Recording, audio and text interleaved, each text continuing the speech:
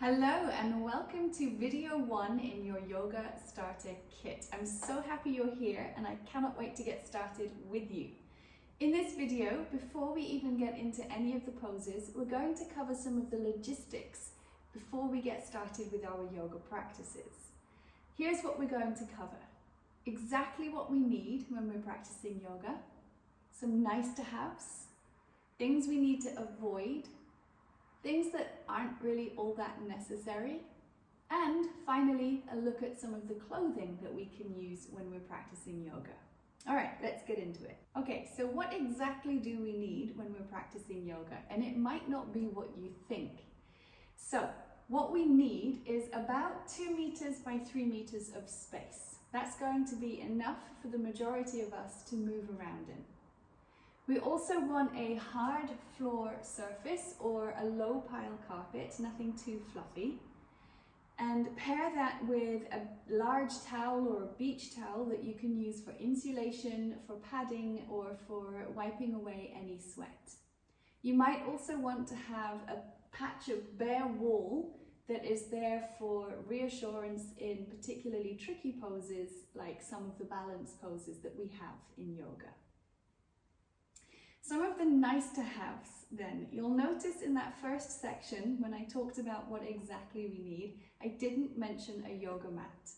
So it's not actually essential, although it does come highly recommended. And if you are looking to purchase a yoga mat, I would strongly recommend going for something that is non-slip and non-toxic, and they tend to be in the slightly more expensive category of yoga mats, which is why I don't recommend it for complete beginners right at the start. You don't know if you are going to do this consistently for a long period of time yet. You're just starting something new. So you don't need to invest in a yoga mat just yet. I put that in the nice to have category, something that you can enjoy using when you know that you're going to stick with the practice.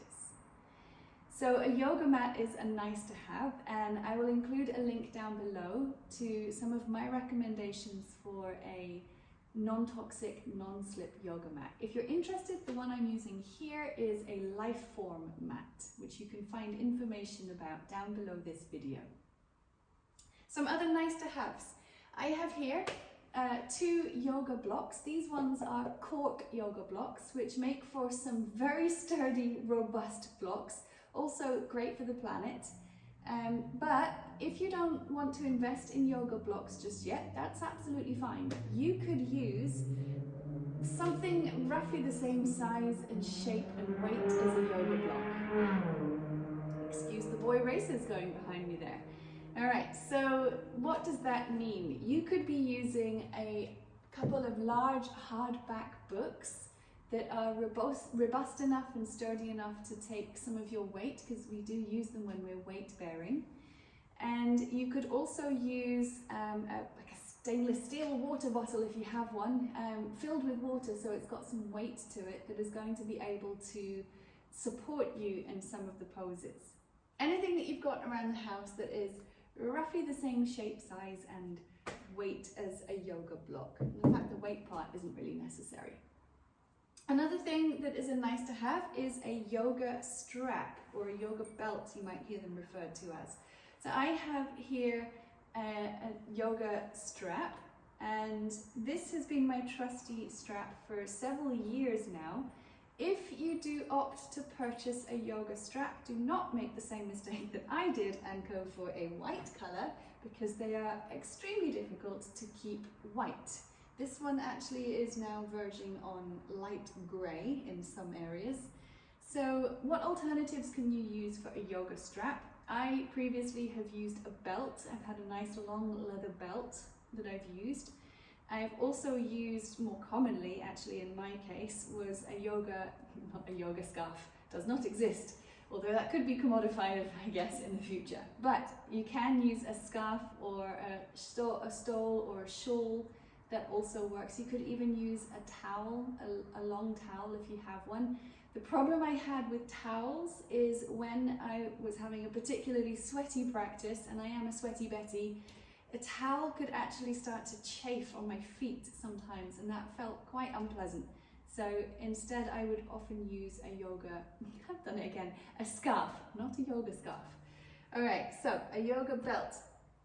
Another nice to have here is a blanket. These are Mexican blankets that have kind of somewhat become synonymous with yoga. There's lots of different types of yoga blankets you can find online, but again, you don't need to spend money on a yoga blanket per se. You could do what I've done in the past and just use a beach towel, a nice big towel that you could fold up for, we essentially use these for padding and for insulation during Shavasana at the end of a practice to keep yourself nice and warm. So anything that would do that, anything that could be another layer on top of your mat that would help pad up your knees or your feet or whatever part of your body needs a little bit of extra cushioning, or something big enough that's going to be able to cover you during Shavasana at the end of practice. So these are the nice to haves, and again, you can use things you've got around the house for the first few weeks or months of your practice, and when you know that you're going to be consistent, that's when you can put aside a little bit of cash each month to help save up for some good quality yoga props so that they will last you a lifetime. I've had these for donkey's years and they are still in good condition despite the fact that this one is slightly off color.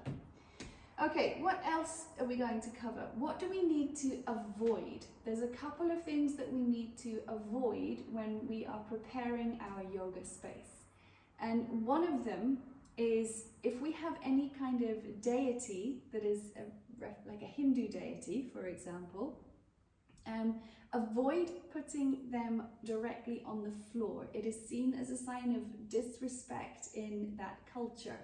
So if you have a statue of a Hindu deity, for example, what you can do is elevate it off the floor by putting it up onto a block, or probably even higher than that would be better, but avoid keeping that on the floor. So that's just a way that we can show a little bit of cultural appreciation to our yoga practice. Another thing that you might want to avoid is having any kind of clutter in your 2 meter by 3 meter practice space. So what I mean by that is you don't need to keep it pristinely clean. That is nice, but we don't all have the time for that, especially if we've got kids, or in my case, cats. What you can do is just sweep away the clutter into one corner, throw a blanket over it so that you're not thinking about it when you're practicing yoga. What we need to avoid is having anything on the floor that's actually going to be painful for you if you step on it. Lego or any kind of small toy, for example. Just make sure that that is kind of out of the practice space and maybe out of the periphery of your vision so that you're not concerned about it when you're practicing. Okay, next, what is unnecessary? These again could actually fall into the nice to have category, but you don't need to be concerned with the aesthetics so much of your yoga space. I am tucked away here in the corner of the second floor of a workshop. It's not exactly the most aesthetically pleasing, but it does the job, and I've got enough sunlight coming in, I have got enough space to practice. I don't have anything overhead that I'm going to accidentally kick or touch when I'm practicing my yoga poses, but it's not the best looking of spaces. Could I fancy this up with plants? Yes, sure, I could, but I've just chosen not to because I don't know really, I could do it, but it's not necessary for me to have plants here. It's nice, but it's not necessary. I don't need to have perfect lighting when I'm practice. I've got enough sunlight coming in. Maybe not today. Today's a bit of a miserable day, but it's still light enough. I don't need to have nice mood lighting. I haven't got candles or any kind of aroma going on around me because for me personally, I find that more distracting, and the whole purpose of a yoga practice is to remove distractions and go inwards.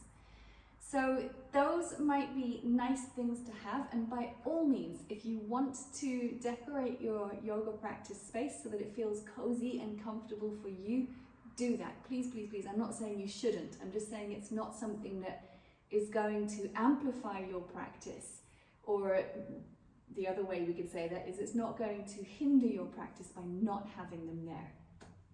Okay, and then let's get on to the thing that everybody probably wants me to talk most about, which is clothes. What do you need to wear when you're practicing yoga?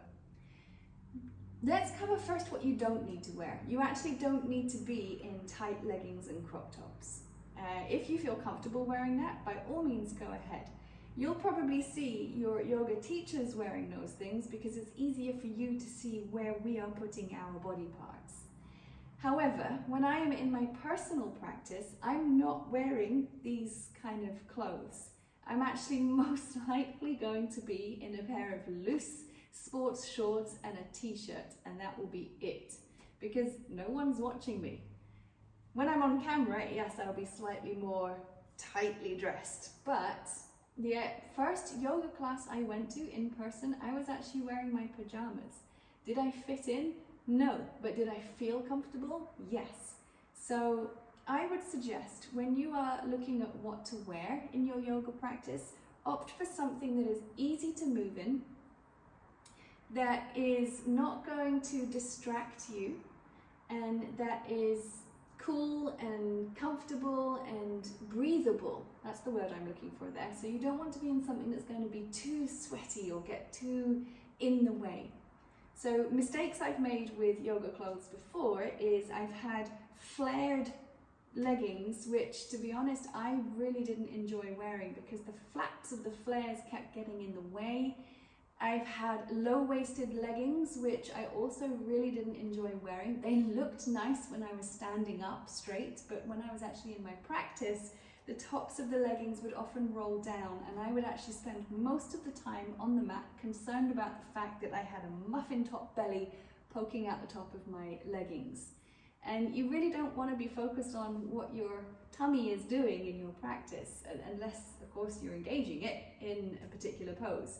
That's the only time you should really be concerned about it. But I would say opt for something that is comfortable and breathable, and don't worry so much about how it looks. Worry more about how it feels. And for many of us, we're going to be comfy in our pajamas or just in a t-shirt and sports shorts, whatever. Okay, so that's the end of the first video. Go get your practice space ready, and when it's ready enough for the second video, come back and we'll cover 5 poses that I think are essential for any yoga beginner. And again, remember, your practice space, how it looks, is going to change over time the more that you practice and the more that you get into yoga. So don't worry about it being perfect right from the start. All right, see you in the next video.